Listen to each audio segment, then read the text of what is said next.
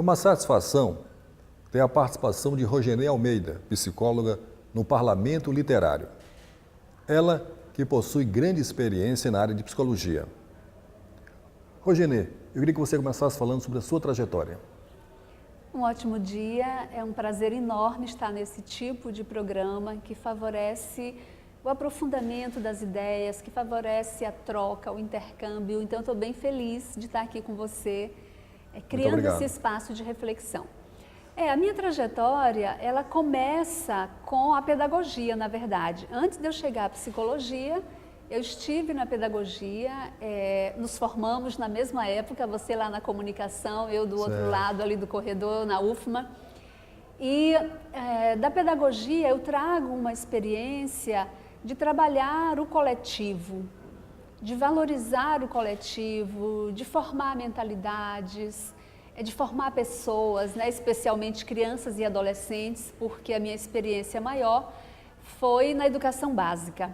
E na educação básica a gente tem assim, o privilégio de receber as crianças com 2 anos e criar circunstâncias para que elas possam descobrir o potencial delas. Então é muito linda essa experiência. E lá na pedagogia eu também comecei a sentir uma necessidade de aprofundar esse conhecimento da subjetividade humana, de mergulhar mais fundo no psiquismo, nas relações, nos aspectos emocionais. E aí, num determinado momento, eu decidi fazer a psicologia e agora, nesse momento da minha trajetória, eu estou trabalhando exclusivamente com o consultório, no atendimento clínico, e atendendo, né, as patologias que nessa nossa época contemporânea estão afetando muitas pessoas. Então, são muitos casos de depressão, muitos casos de transtornos emocionais, né, de transtornos na área da ansiedade, que aí tem as várias fobias. Então, esse é o meu campo agora. Sim. E paralelo a isso eu procuro fazer um trabalho preventivo, né, atuando em formações de família, atuando na formação de jovens, tenho andado pela periferia. Mês passado, por exemplo, estive ali no Coroadinho, numa escola que me convidou. Então, eu tenho procurado ir além do trabalho curativo, sim, com o preventivo, né, formando pessoas, porque é na educação, de fato, que a gente pode possibilitar a prevenção, uma formação saudável. É verdade. Por aí que eu estou andando. Rogenê, e a questão das obras em relação à psicologia, que você gostaria de destacar? A minha formação, como eu falei, pelo fato de eu ter vindo da educação, quando eu estava ainda fazendo a formação em pedagogia, eu recebi uma matéria chamada psicopatologia. E nessa época, a minha professora, uma excelente professora maranhense chamada May Guimarães, ela era psicanalista e, como tal, eu tive uma oportunidade de me aprofundar um pouco nas obras de Freud, né? Então, meu primeiro contato na psicologia foi realmente o pai de tudo, que é Freud.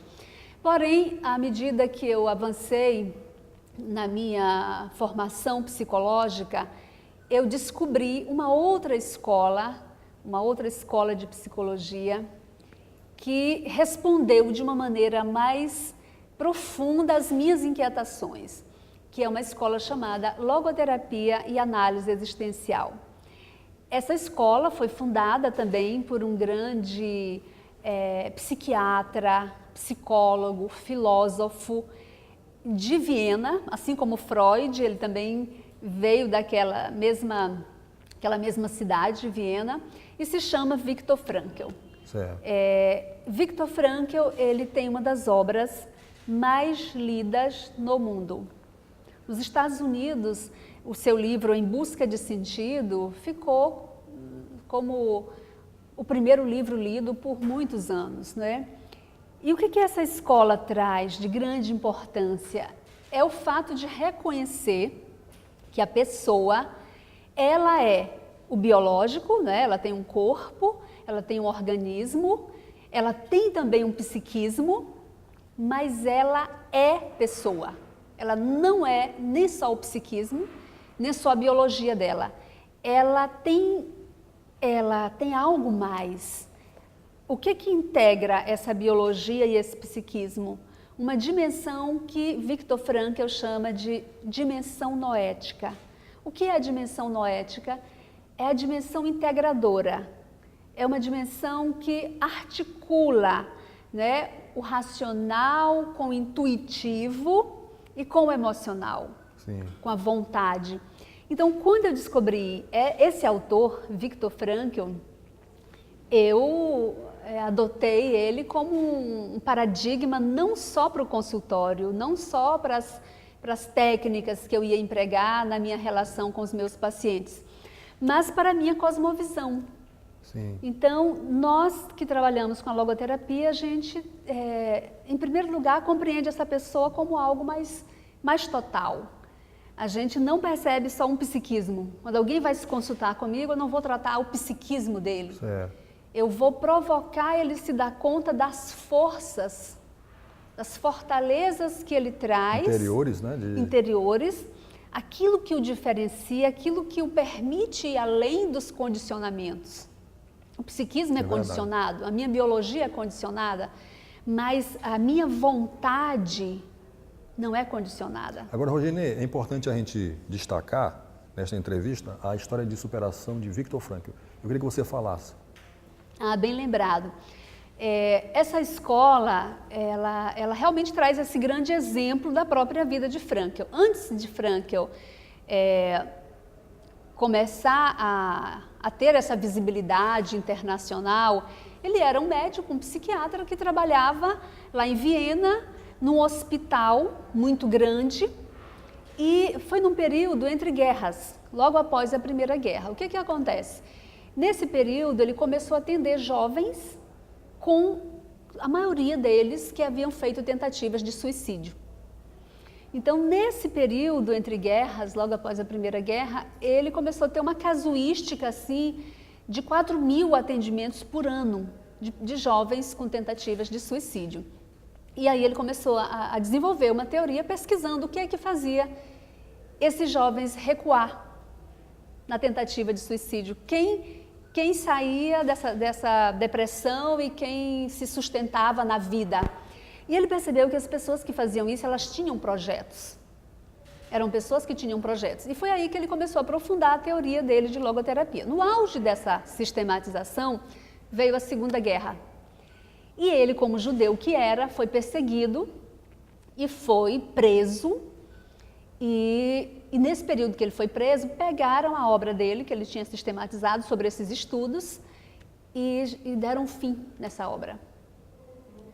Obviamente que quem está num campo de concentração realmente fica totalmente desnudo, você perde tudo, inclusive a sua roupa, muitas vezes você é exposto nu. E Frankl passou esse tempo nos campos de concentração, ele chegou a passar por 4 campos, inclusive Auschwitz, mas ele dentro do campo, ele tinha um projeto, e o projeto dele era reconstruir a obra dele, essa que ele havia perdido, fruto de anos de estudo, com aqueles jovens, e tinha também a esperança de encontrar a esposa dele, que havia sido presa também.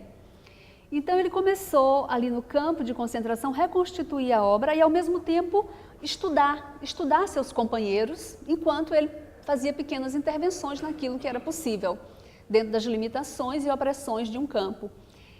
E foi aí que ele realmente convalidou a tese dele.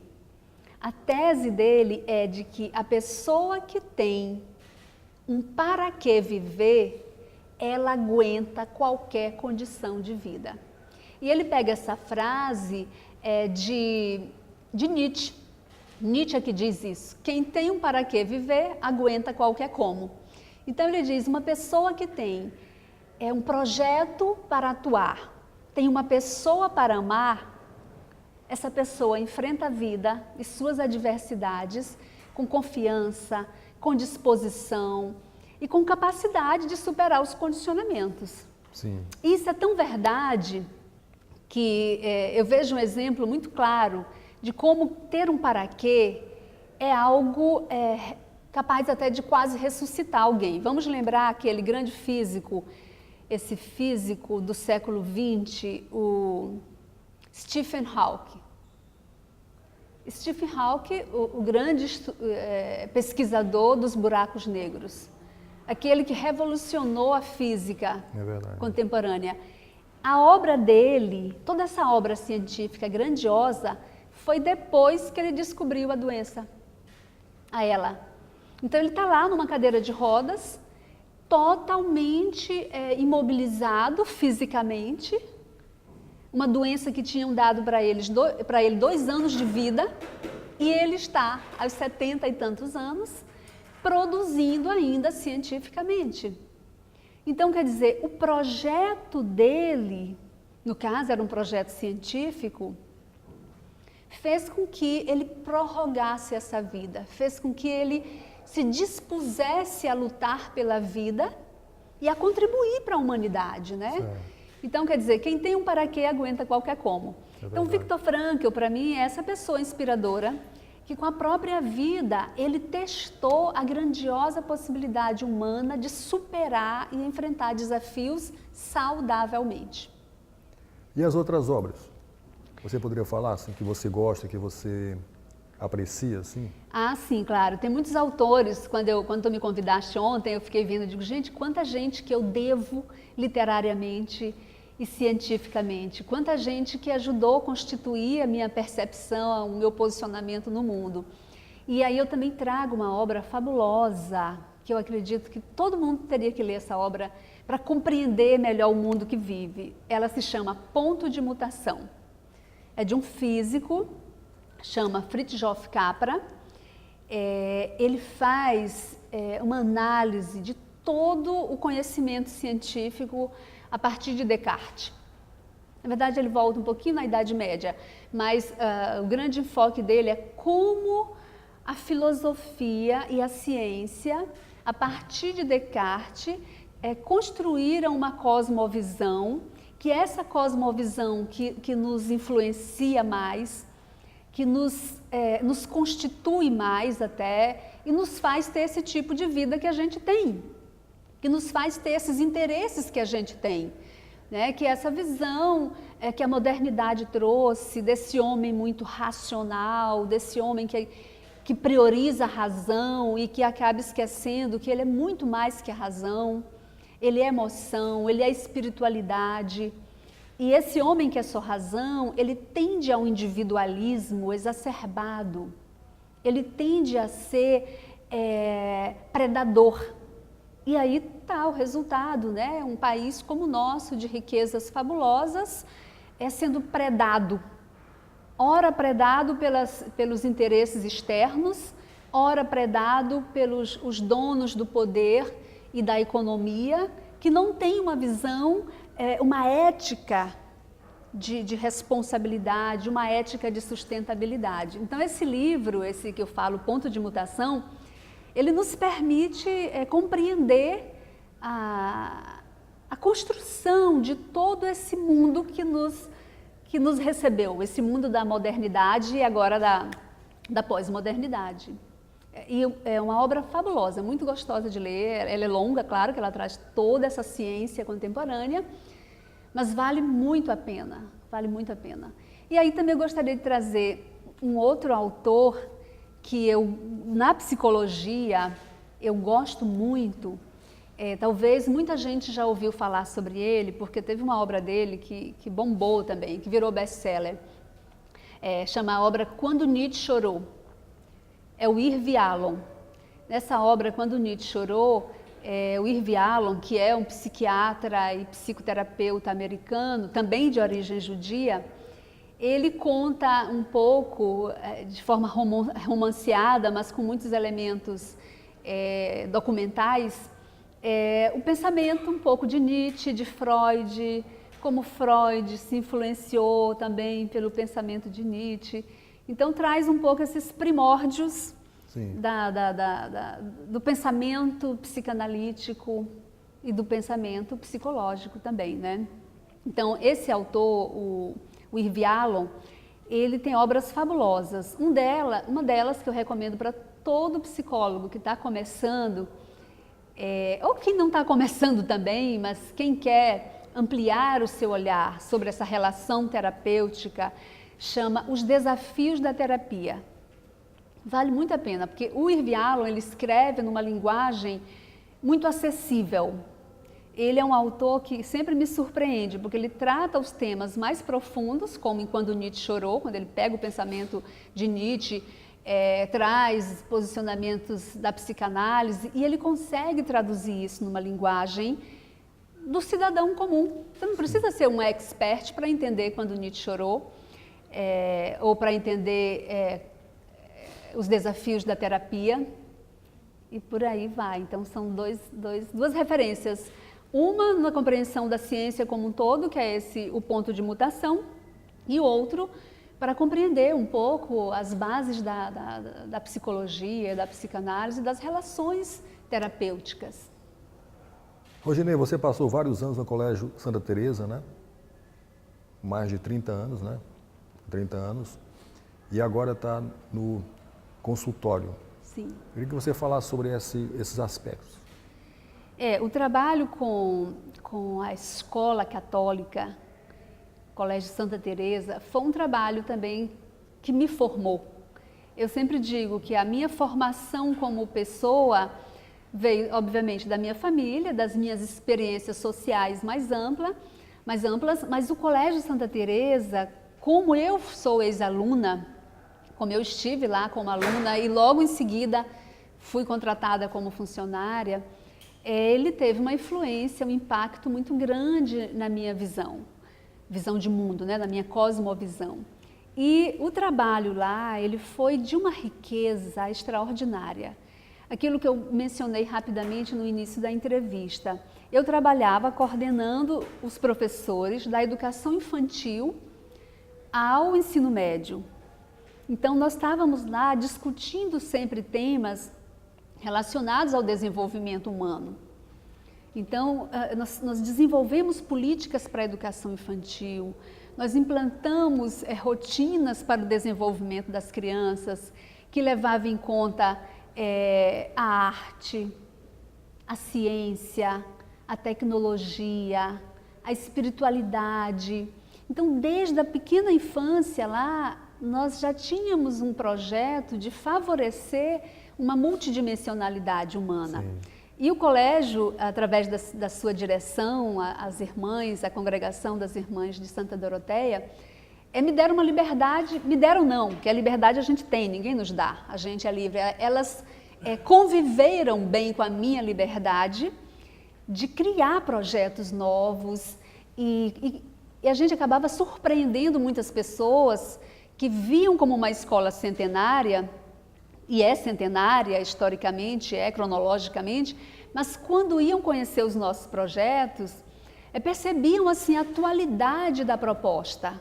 Né? Então, como eu falei, as crianças, desde a educação infantil, já tinham essas experiências de laboratório, de tecnologia, laboratório de informática, tinham visão, e nós implantamos também uma coisa que foi muito enriquecedora, a educação financeira. Nós fomos, eu lá à frente do departamento pedagógico, consegui implantar um projeto de educação financeira, indo desde os 6 anos de idade até os 14 anos. Ótimo, né? Então, são alguns diferenciais. Outro trabalho fantástico que eu participei, esse não fui eu quem criou, nem quem implantou, é um projeto de responsabilidade social. A juventude está carente de ser responsabilizada pelo mundo que a rodeia. Então, lá no colégio tem um projeto que chama Projeto Fracinete, que junta 100 e tantos jovens voluntários e vai com esses jovens para a periferia, para ter uma imersão na realidade do homem pobre, da pessoa que não tem o acesso que a classe média tem. Então, esses jovens são convidados a desenvolver os seus talentos e colocar a serviço da comunidade. Então, nesse projeto, eu tive a chance de liderar uma equipe de jovens para educar as crianças da periferia. Então, esses jovens que ficavam na minha equipe, nós íamos fomentar a leitura. A nossa grande linha de ação era o fomento à leitura. E aí tem muito a ver com esse trabalho que tu vens fazendo ao longo de décadas, né? Então nós fazíamos campanhas de livros, nós fazíamos oficinas de leitura para as crianças e depois nós doávamos mesmo os livros, fazíamos oficinas de arte, integrando a literatura à arte. Então, esse foi um dos projetos mais ricos que eu participei dentro do Santa Teresa, foi esse de fomentar a juventude a se comprometer com a transformação do mundo. Fazer algo pelo mundo e não ter aquela postura de eu quero um mundo melhor, mas eu quero que alguém me dê um mundo melhor. E no projeto não, a gente provocava o menino pensar assim, você quer um mundo melhor? Que ótimo, então vamos fazer esse mundo melhor juntos. Você é responsável por isso também. E o consultório? Como é esse dia a dia, como é que é? Aí é uma outra dinâmica, né? No consultório de psicologia, diferentemente da prática escolar, que é um trabalho predominantemente coletivo, apesar de se personalizar os atendimentos, mas de modo geral nós estamos tendo em vista um objetivo de coletivo, né? Trabalhamos com turmas, com grupos. No consultório não, é lá que eu me deparo com a singularidade humana, com a unicidade humana. E aí eu saio daquele lugar de liderança que eu tinha na escola para um outro lugar. O lugar do acolhimento e da escuta. Sim. O lugar do silêncio maior do que a fala. Né? E um lugar também de provocar esse sujeito a ver o que está à sua volta, a sair do ensimesmamento que adoece, a sair do posicionamento mais fechado na minha dor, para se perceber num mundo que o convoca, que o chama, que o provoca, para que aí nessa relação também com o mundo ele se dê conta de que ele é importante, de que ele é necessário e de que ele precisa sarar para trazer ao mundo também o que ele tem de único, né? Essa singularidade de cada pessoa é que faz com que ela seja necessária e importante para o mundo. Porque não tem ninguém igual a ele. Se ele deixar de existir, o mundo está perdendo algo extraordinário, que é aquela pessoa, do jeito que ela é, com a marca que ela traz em tudo que ela faz e expressa. E os projetos agora, quais são? Eu estou no momento fazendo um doutorado na Argentina. Sim. Eu tenho até 2019 para concluí-lo. E esse projeto, ele integra a pesquisa sobre família e jovens, adolescentes que estão privados de liberdade. Então, o que eu estou pesquisando? O sentido da vida para esses jovens adolescentes que, apesar de serem ainda adolescentes, já transgrediram as regras legais seguidamente, reiteradamente. E aí a minha pesquisa é essa, compreender como é que eles pensam, para além daquele ato infracional, para além daquela transgressão social, quem são esses sujeitos? O que é que eles têm para além daquela ruptura com a norma? O que é que eles pensam? Eles têm um sentido para a vida? Eles estão descobrindo esse sentido agora que eles estão privados de liberdade? Então, o meu grande projeto agora é terminar essa tese de doutorado, né, que é exatamente a relação entre a educação familiar e o sentido da vida para esses jovens que estão privados de liberdade. E a partir da conclusão dessa tese, eu quero me dedicar ainda mais a um trabalho de formação da família. Educar as famílias para se sentirem mais aptas, mais capazes de lidar com os desafios da educação dos filhos. Né? E contribuir para a formação de jovens e de pessoas mais saudáveis. Formar pessoas que aprendam a se relacionar uns com os outros com equidade, com respeito, pessoas que confiem no seu potencial, E por confiar nesse potencial, não precisam destruir o outro, não precisam usar da violência. Então, o meu grande projeto é esse, é formar as famílias, porque aí é um trabalho preventivo. Então, como tu vê, eu continuo na educação, só que agora é mais voltada para a psicologia social. Rogenê, e a participação da mulher na sociedade? Como é que você avalia, analisa? Nós estamos num momento muito especial de tomada de consciência e de tomada de posição de um grande número de mulheres na sociedade. Nós temos visto, inclusive, nos programas políticos aí, o apelo de muitas mulheres que hoje já são parlamentares, convidando as demais mulheres a fazer parte, né, da luta política, da militância, e isso eu acho muito importante. A mulher não precisa esperar que alguém a convide. E isso é uma crítica que às vezes eu faço a alguns posicionamentos femininos de muitas mulheres que às vezes se colocam numa posição vitimizada, e eu sou contrário a essa posição vitimizada, porque a mulher, ela tem em si também a liberdade é do ser humano, e a gente tem sempre condições de fazer escolhas. Sempre que nós temos condições de fazer escolhas, nós estamos fazendo uso da nossa liberdade.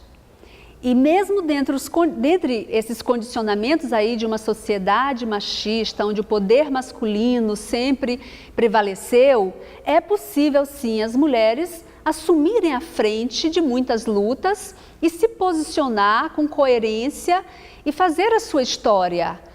Claro, assumindo o ônus de confrontar e de romper papéis e romper barreiras. Isso é verdade, mas eu não posso deixar de lembrar a história de Chiquinha Gonzaga, uma grande musicista brasileira do início do século, que assumiu a profissão que queria, que namorou quem ela queria, que viveu como ela queria, enfrentando barreiras, preconceitos. Ela não esperou que alguém lhe autorizasse. Se ela tivesse ficado nesse lugar de vítima, ela nunca teria assumido o lugar e o papel que ela teve para a história da música no país. E aí tem também uma grande escritora latino-americana, a Isabel Allende, que é uma mulher também que está à frente do seu tempo, que faz uma literatura linda, uma literatura que destaca o papel do feminino. E aí eu queria indicar um livro que eu acho lindo dela, Inês da Minha Alma, que muita gente conhece a Casa dos Espíritos por causa do cinema, muita gente conhece o livro Paula, que é a história da filha dela, enfrentando uma doença grave, mas tem o livro Inês da Minha Alma, que conta a história de uma mulher fantástica, uma mulher que viveu lá no período colonial e que mesmo sendo oprimida, ela fez da vida dela o que ela queria. Assumiu o romance com o homem que ela queria, participou da luta histórica e teve o seu protagonismo, não é? Então, eu acho muito importante a gente destacar esse espaço de liberdade que nós, como mulheres, temos, que não é fácil, sim, porque existem condições sociológicas, condições culturais que limitam, dificultam, mas isso não significa que possam impedir. Depende também do posicionamento de cada uma e do preço que cada uma consegue pagar para assumir essa liberdade de expressão e poder contribuir, sim, com uma história diferente, formando uma mentalidade de liberdade, de relações autênticas entre o masculino e o feminino, ou entre o feminino e o feminino, e possamos, de fato, sair desse lugar só de estar justificando a vitimização. Eu não fiz por isso, não aconteceu por isso. Sim, as condições elas estão aí, são limitantes e opressoras. Mas nós temos em nós a capacidade e o poder de liberdade para exercer o que nós queremos. Rogenê, e também a ligação com a poesia de Luiz Augusto Cassas. Vamos destacar esse ponto agora? Podemos, sim. A minha formação humana, desde a minha infância, logo que eu aprendi a ler, como eu nasci numa pequena cidade, que na época nem era cidade, era um povoado, E lá a gente não tinha, né, acesso à televisão, a não ser à noite em determinados horários. Então, logo que eu aprendi a ler, eu preenchi o meu imaginário com leituras. Então, eu li muito na minha infância e adolescência, muito mesmo. E aí me apropriei muito cedo, né, da literatura brasileira, de grandes poetas. Então, me apaixonei lá na infância ainda pela poesia de Gonçalves Dias. E aí, quando vim morar em São Luís, logo que eu cheguei em São Luís, o primeiro poeta que eu conheci através da obra República dos Becos foi o Cassas. Então, o livro A República dos Becos, para mim, foi assim, uma delícia, porque era uma forma que eu tinha de descobrir a cidade, né? Eu estava chegando do interior de uma cidade pequena. E aí, quando eu peguei a obra República dos Becos, eu comecei a perceber uma São Luís diferente. Aquela São Luís que ressonava ali naquele texto poético. E a partir daí eu me interessei pela obra do Cassas e vim acompanhando. Eu sou uma leitora comum, não sou uma leitora especializada. Meu objetivo quando eu leio poesia não é interpretar a poesia, não é fazer análises literárias, é fruição, né? É fruir a poesia. E eu sou encantada com a obra do Cassas, porque ele é um poeta múltiplo. A diversidade de enfoques dentro da obra poética dele é incrível. Eu uma vez disse para ele, eu digo, olha, você parece o Fernando Pessoa. Só que o Fernando Pessoa criou os heterônimos, né, para expressar as diferentes formas de manifestar o texto poético, né, mudando assim de tendências até. E o Cassas, ele não precisou mudar de nome, mas cada obra dele tem assim um viés tão original, tão diverso, que poderia ser de um outro poeta, né? Então, Bhagavad Gita, por exemplo, é completamente diferente da República dos Becos. Claro, tem algum fio condutor ali que é a expressão da identidade dele, né, como criador. Mas é bem diverso. E agora, recente, no último final de semana de setembro, eu estive em São Paulo, especialmente para o lançamento das 2 obras mais novas dele. E é muito interessante isso que eu digo dessa diversidade. Então, o primeiro livro, A Pequena Voz Interior e Outros Comícios do Vento, é um tipo de poesia. O segundo livro, que foi o livro que eu participei do recital, da leitura poética, que chama Maria, a Fortaleza Sutil que supera toda força. Esse livro, o que acontece? Ele é um canto de louvor à divindade feminina. Então é um livro místico, é um livro que integra as diferentes formas de pensar o divino na expressão feminina, totalmente diverso da Pequena Voz Interior. E aí eu gosto muito de me permitir entremear entre as leituras científicas, psicológicas, né, a literatura. Porque a literatura, ela é uma expressão muito autêntica do real. Às vezes muita gente diz, nossa, a literatura em sua grande parte é ficção. Eu compreendo a ficção mais real do que a própria realidade, né? Os grandes escritores, eles conseguem expressar a subjetividade humana na sua complexidade mais profunda. Muito bom. Rogenê, muito obrigado pela sua participação aqui no Parlamento Literário. Estou muito feliz. Uma ótima entrevista com muito conteúdo, né? Muita informação.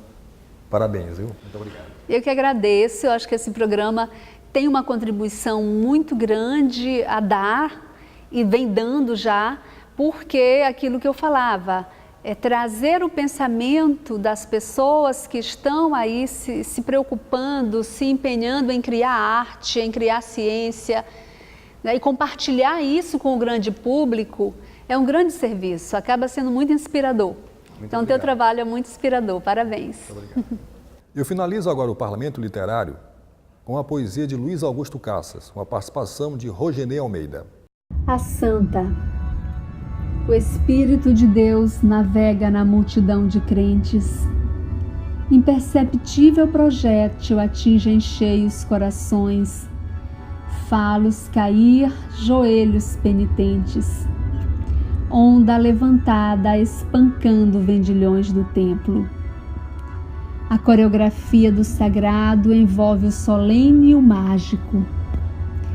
Em transe místico, acelera a pulsação da multidão. Crescem os cânticos, cílios e círios acesos, orações ao alto, corações ao alto. Entre instante e eternidade floresce o que está velado, desabrocha o incognoscível. A Virgem irrompe majestosa caminhando entre a multidão. A Virgem tem os olhos úmidos. A Virgem é a estação de águas. A Virgem é a elegância da simplicidade. Grifes tentam tocar-lhe o vestido para roubar-lhe a exclusividade.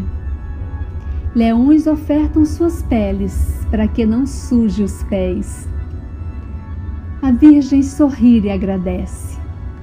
A Virgem é cheia de graça. A Virgem é a rainha da praça e permanece ao lado do povo, nas litanias coletivas, nas resistências das ruas, nos clamores por justiça. A Virgem vai esmagando as cabeças das serpentes debaixo dos calcanhares. A Virgem vai transformando bombas de gás lacrimogêneo em lágrimas de alegria. A procissão avança solene, pistões, saques, tambores, promessas. Segura na mão de Deus e somente se dispersa, quando não mais existe vencedor e vencido. Apenas nos corações o sorriso de Cristo.